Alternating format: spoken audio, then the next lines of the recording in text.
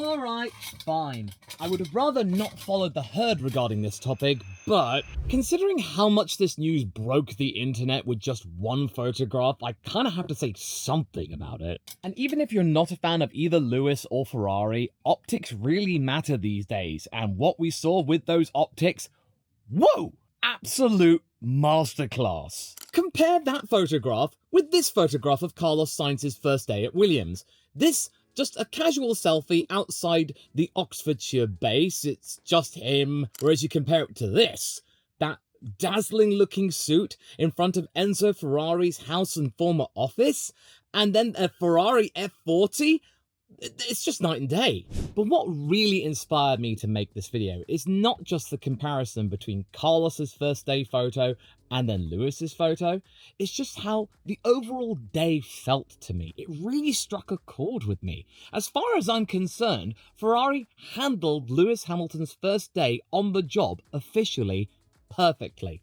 I really couldn't find any fault with it, honestly, except maybe for a few somewhat strained handshakes with John Elkann, and then there's this one photo where Lewis and John are just standing there and like, hey, my name's John. My name's Lewis. Hi. Of course, I can sense that many of you are about to call me biased because I'm talking about Lewis Hamilton and that where you live, he's not that big of a deal, so why should I care and what have you. And that is okay, by the way, but the fact of the matter is that on my feeds and from what I can tell, this was a very important thing to happen, and arguably, it's even more impactful than Michael Schumacher's first day on the job. Because believe it or not, back when Michael Schumacher first turned up racing in red, testing the 1995 Ferrari around Estoril in November, a notable contingent of the Ferrari fandom weren't exactly keen to see him around, in fact, resenting the then two-time champion for ousting Jean Alesi, who many regarded as on the cusp of something great after securing his first win in Canada that year. Now, granted, social media is great for one to carve out the ideal narrative for oneself, and Michael Schumacher and Ferrari didn't have that to their advantage back in the mid-90s. In fact, the internet barely existed. It wasn't taken as seriously as it is today. But considering the importance of this collaboration, even if it's at the tail end of Hamilton's career, this day one situation couldn't have gone much better. Quite frankly, Ferrari didn't really have to do much. They just had to have one photograph of Lewis shaking hands with Fred Vasseur outside the Ferrari factory and called it a day. Throughout the entire day, we got photo after photo after photo, social media posts, Lewis saying things on Instagram about how this is a lifelong dream now realized. It was just being drip-fed to us. That means we were constantly thinking about it. I'm really thankful that we didn't get some sort of big announcement. You remember back in 2023 when they announced the SF23 in front of a huge crowd of Ferrari workers and Tifosi members, that massive stage, Charles Leclerc, Carlos there, they then show the SF23 around the track. That was very flashy in my opinion, and then that year didn't really translate well because, well, that car didn't turn out to be quite as good as the F175. So yeah, I'm really glad they didn't do that. But yeah, that one photograph, instantly iconic. And quite honestly, I don't care if you don't like Lewis Hamilton or Ferrari, no matter what you have to say about this. Because within hours, people were commenting things like, this is the shot we'll show our kids, and 7 windows and a door? Ferrari's subtle genius right there. Fans on social media were turning every single detail into a symbol of hope. Proof that this union is more than just a PR stunt. And let's not forget the memes, people, because with that one singular photograph, not only has Lewis Hamilton embedded himself in Ferrari, he's now being referred to effectively as the Don of Maranello, people likening the Godfather to him, and Lando Norris's response to Lewis Hamilton's post just saying Don really exacerbates that. And what really helped is that Ferrari kept the itinerary under wraps, leaving fans in suspense until Lewis did make his grand debut on Monday in the early hours. We got that really shaky photograph, and that set things rolling. And I wouldn't call myself a Hamilton devotee, but I respect what he's achieved and the legacy he's built. That little starter, and then the main course, brilliant. A perfect encapsulation of the magnitude of this moment. Now, I must preface this that, okay, it's all very well and good that we're getting this right now, but there is still an entire season to be had, so we are at the very beginning. We have no idea exactly how things are going to go, but you know what? In the here and now, let's just enjoy this moment and just be grateful that Ferrari secured the bag and that they just didn't fumble it, because they easily could have done that, like I said, 2023 car launch. But yes, the choice of clothing, the inclusion of Lewis's favourite Ferrari of all time alongside him, especially poignant when it turned out that Lando Norris's own F40 was heavily damaged the other day. And as many people pointed out, the position outside Enzo Ferrari's signature home with 7 windows and a door, the symbolic gateway to Lewis securing his 8th world title possibly with the Scuderia, and that they're the ones to give him what Mercedes couldn't in the ground effect era. Even if it turns out to be a coincidence, whoever took that photograph, they deserved to be put on a pedestal. That is absolute class. The parallels with Michael Schumacher's debut are just remarkable.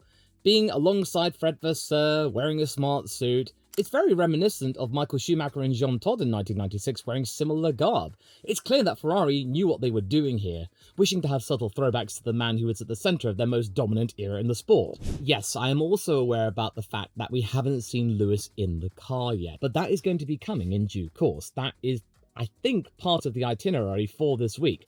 What we got on Monday, that was just the beginning, and people were lapping it up like crazy. This is just day one. Imagine, we've got 3 seasons of this coming up, folks. But this first introduction was absolutely crucial. If it looked strained or cringy or just really sloppily done, then it wouldn't have had any impact and it would have really gotten that relationship off on the wrong foot. Even if it was all fine behind the scenes, in terms of optics, because, as I said, they're very important these days if you want to get your point across, then yeah, they would have screwed it up, but thankfully they didn't. And that's going to make their job later on a heck of a lot easier. Because yeah, you do get the typical instances of Hamilton shaking hands with mechanics and what have you, but then you also get the capping off of something I really enjoyed, those mini stingers that Ferrari were posting for the last few weeks, such as the names on the driver room door, a deep red birthday cake for Lewis's birthday, and then the arrival, when Hamilton himself walks into shot for the first time, when visiting Fiorano with the sign outside welcoming the driver inside onto its hallowed ground. I mean, I could sort of understand why they would want to be loud and proud and brash about it, because after all, the company's effectively spending $500 million on this gamble. But no, they're keeping things relatively classy, smooth, understated. There's something about this package which just feels organic, you know? It's not over the top, it's not overly sentimental. I mean, that is nice to see every now and again, but if it's played up too much, then it loses its effectiveness. The fact is, though, all we get is a title, one shot, static, and something casually happening, or just a place. Lewis walking into Fiorano, that is a very simple shot. You don't really need to do much, but just the contents, people, the contents. It mattered a lot, and they absolutely knocked it out of the ballpark. Take it in for a moment. You don't need fast and fancy cuts. Just soak in the importance of that moment.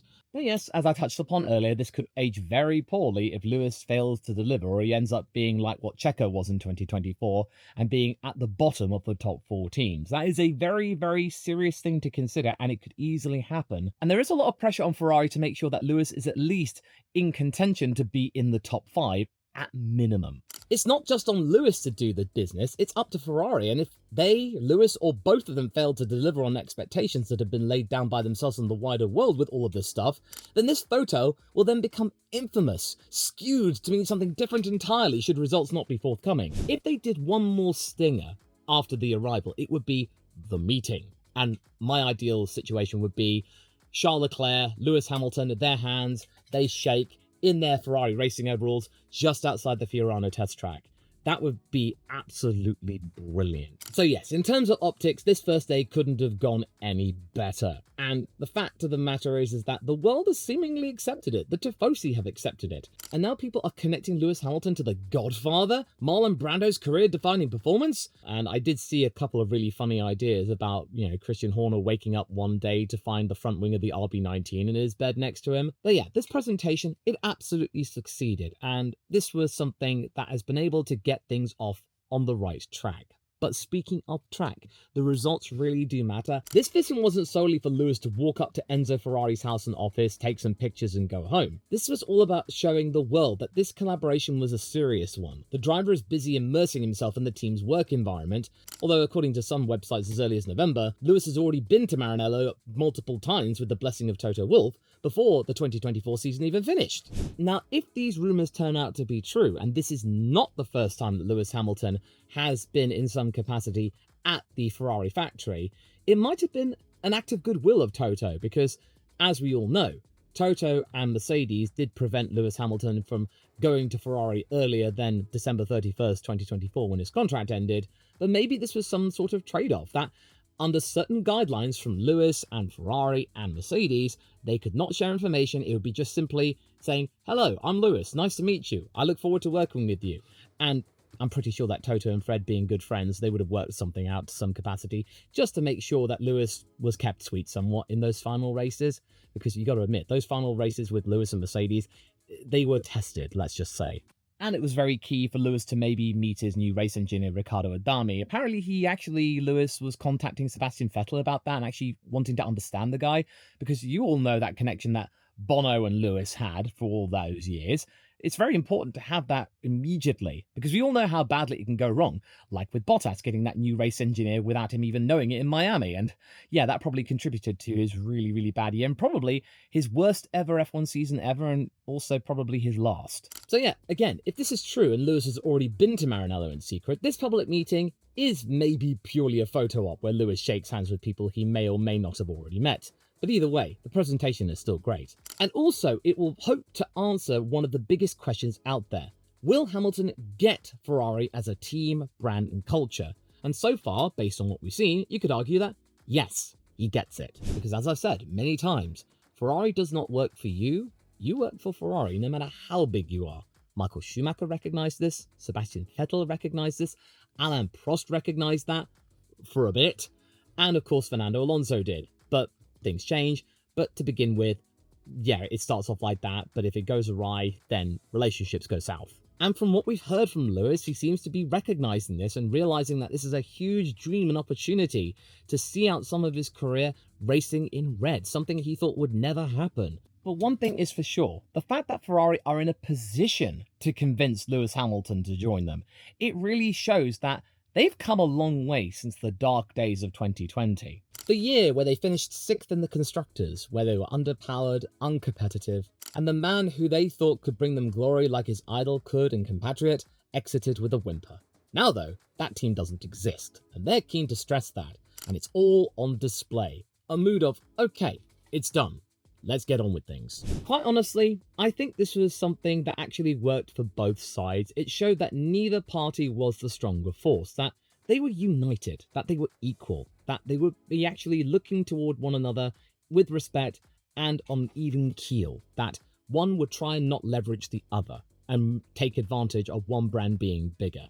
And whoever conducted this and coordinated this opportunity deserves a gold star. Maybe it was conjured up by the likes of Ferrari's head of communications, Silvia Frangipane, herself reunited with Lewis from when they were working together at McLaren, when the rule of Ron Dennis imposed very strict guidelines about how its drivers were displayed to the world and how they could express themselves, something that Lewis has commented being one of the stifling factors as to why he left ultimately. So yeah, okay, congratulations Ferrari, you pulled it off. First day, brilliant, we can now move on to the next and that first test of Fiorano or wherever it is. But what is the main goal of this partnership really for both entities? I'm guessing it is something to do with redemption or something like that? But for Ferrari, what kind of retribution are they after? Is it some kind of mutual desire to return to the top step of the dais, reclaiming what has eluded them for the last 15 years, Ferrari? Possibly. I mean, after all, in the post-Enzo Ferrari era, Ferrari has called upon great champions in F1 to help turn their fortunes around.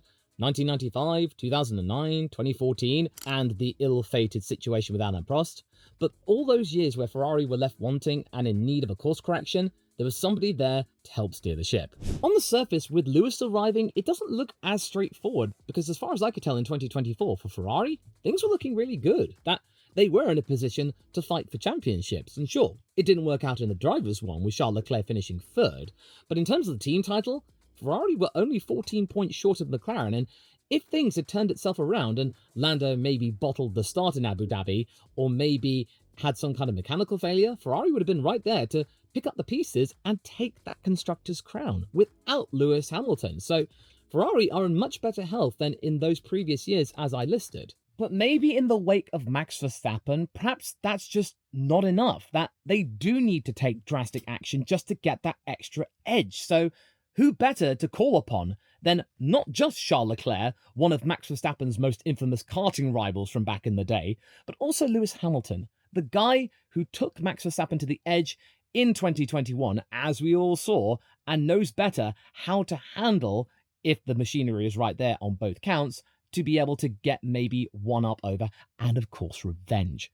Having said that though, it's fine for Ferrari to make a statement of intent such as they have, but there is the reality to consider as well that Lewis knows and Ferrari knows. Expectations are high, and now what they've done, whilst fantastic, it's now made it even higher, those expectations, with the internet now bestowing similarities to one of the most infamous movie characters of all time. So yeah, the pressure is absolutely astronomical. And whilst the afterglow of Monday, January the 20th, 2025 will be something that Lewis will be really enjoying, as will the Scuderia, because hey, it'll look like their investment was well worth it, it's now going to be coming down to earth with a bang, because there is not much time for Lewis to acclimate himself to the world of Ferrari, its culture, how they do things, and of course the car. We've all got to remember that thanks to Max Verstappen and what he did in 2024, the FIA has now posed a rule that you can only do a certain amount of previous car testing, up to 1,000 kilometers if you're an active F1 driver. That will impact Lewis's acclimation, so they can't just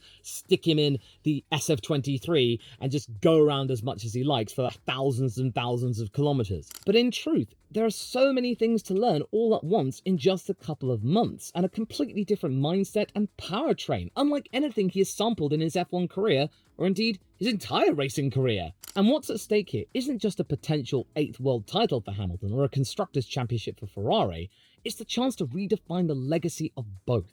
For Ferrari, it's proving that they can actually convert the multiple near misses they've had in the last few years, ever since 2008 when they last won the team title. For Lewis, I reckon that this is a chance for him to be able to show that he can also convert an 8th world title outside of the shadow of Mercedes, putting to bed that he does not have to rely on Mercedes or Toto to do the business. And if this partnership works, it could be one of the most defining chapters in F1's history, all 75 years of it. And if not, well, the fallout will be as dramatic as the build-up, and people will be all for that anyway. However, I feel like there is some cause for hope and optimism, not just from what we see in the photographs and what Ferrari wants us to see, but it's from all the articles that we hear on the mechanical and administrative level. There are clear signs that Lewis and Ferrari have been doing their homework, that this isn't purely some sense of vapid milking of each other's brands, that they want to get this business done, that Ferrari are almost there. Charles Leclerc is almost there, but they just need that little bit extra. Ferrari are in a position to have a multiple world champion back on their books again, and who better than to get Lewis, because, well, you can't have Fernando again. That didn't work out. Max is committed to Red Bull, not through lack of trying. But despite all of that research, they will still be new in terms of working together. Lewis has got a lot to learn. Ferrari's got a lot to learn. I'm pretty sure there are going to be quite a few mistakes in gas along the way, where they're not singing from the same hymn sheet and what have you. Lewis might not like what Ferrari does, and Ferrari might not like what Lewis does. There will be some moments where they're just out of sync with one another. But hopefully, if it does work out and Lewis is able to provide results and Ferrari has a car which can go for the world title, then those will decrease in frequency, and by the second season, it'll be absolutely peachy. But if they want to have any hope of working together at optimum efficiency, then I hope that Fred Vasseur will not tolerate any sense of one is getting quite self-important or what have you, or Lewis doesn't really feel like he's being appreciated, because that's exactly what caused the relationship with Mercedes to falter, because in 2022 and 2023, Lewis wasn't heeded, and if that had happened sooner, then maybe we might not be having this discussion. Which is why we keep hearing so much about Ferrari changing this thing and that thing, completely altering their philosophy of the SF24, which was no slowpoke, by the way. At some point, it was the fastest, or at least second fastest car. Well, except for that mid-season slump or what have you, but hey, at least they were able to recover. But one thing is for sure, they have been paying attention to what Lewis has said for the last couple of years, they're enacting it, and hopefully Charles will be actually able to make the most of it as well.